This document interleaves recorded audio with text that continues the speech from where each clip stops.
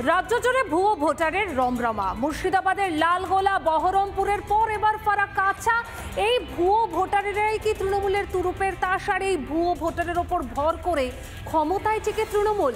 Voter তালিকা নিবিড় সংশোধনের দাবিতে সরব বিজেপি।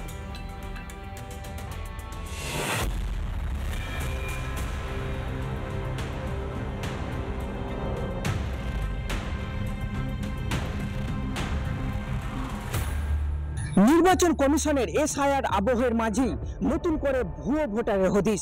এবার ভুয়ো ভোটারের হদিশ পাওয়া গেল মুর্শিদাবাদ জেলার ফারাক্কা ব্লকের।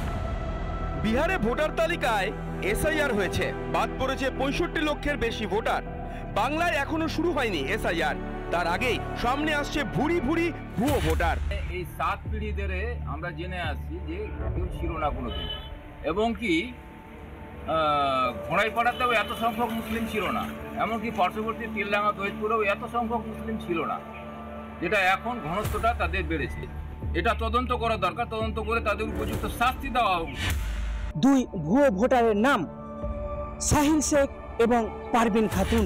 লোক আমাদের মুসলিম গ্রামের লোক নয়, অথচ কি করে যে থেকে গেল, কি করে ঢুকে গেল, আমরা ওইটা নিয়ে নয়। আমরা বিডিও অফিসেও কমপ্লেন করেছি। হিন্দু অধ্যুষিত গ্রাম, এই গ্রামে কোনো মুসলিম নেই।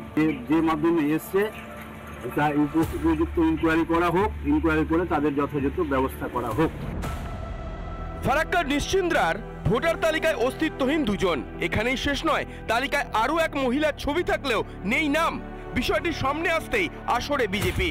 আমাদের দলেরকে জানিয়েছি যে এরকম দুটো ভোটার আছে, তো সেটা দল নিশ্চয়ই এটার জন্য অ্যাকশন নেবে।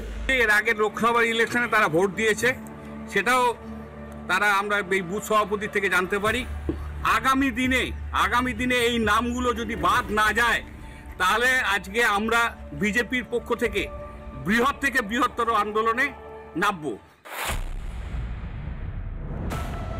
মেদিনীপুর থেকে মুর্শিদাবাদ, দিকে দিকে ভুয়ো ভোটার। এদের পক্ষে সওয়াল করছে তৃণমূল, ভুয়ো ভোটারই কি তাদের ভরসা? মেদিনীপুরের পর এবার ভুয়ো ভোটারের হদিশ মুর্শিদাবাদে, তবে এটি প্রথম নয়। এর আগে মুর্শিদাবাদ জেলার লালগোলা ব্লকের নতুন পাড়া এলাকায় 3 জন বাংলাদেশের নাম ভোটার লিস্টে পাওয়া যায়। এরপরেই আবারও মুর্শিদাবাদ জেলার ফারাক্কা ব্লকের 2 জন ভুয়ো ভোটারের হদিশ পাওয়া নিঃসন্দেহে যথেষ্ট তাৎপর্যপূর্ণ। মুর্শিদাবাদ থেকে সৌমিত্র দাস, রিপাবলিক বাংলা।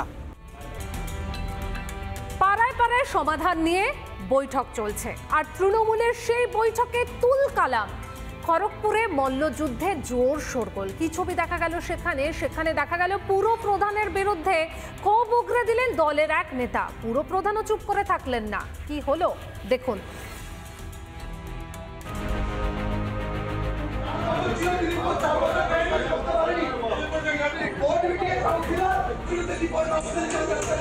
খড়গপুর পৌরসভার মিটিং রুমে একটি বৈঠকের আয়োজন করেছিল শাসক শিবির, আর সেই মিটিং শুরু হতে না হতেই বিপত্তি।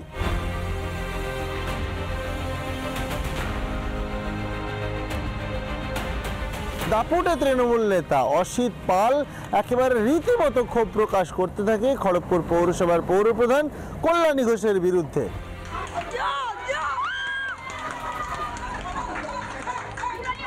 অসিত পালের সাথে যোগ দেন খড়গপুরের বর্ষিয়ান তৃণমূল নেতা জওহর পাল এবং দেবাশিস চৌধুরী।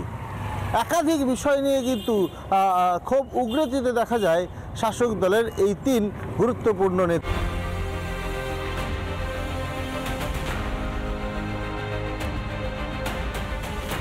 এই ক্ষোভ দেখানোটা তো আমাদের দলের বদনাম।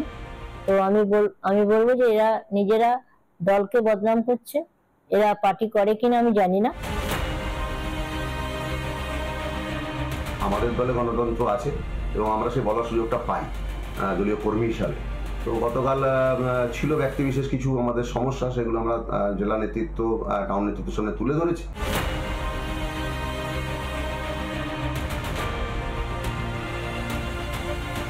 তৃণমূল থাকবে আর গোষ্ঠী কন্দল থাকবে, এটা হয় নাকি কখনো? তৃণমূল যে লগ্নে জন্মেছিল সেই একই লগ্নে গোষ্ঠী কন্দলও জন্মেছিল একসাথে, তো স্বাভাবিক।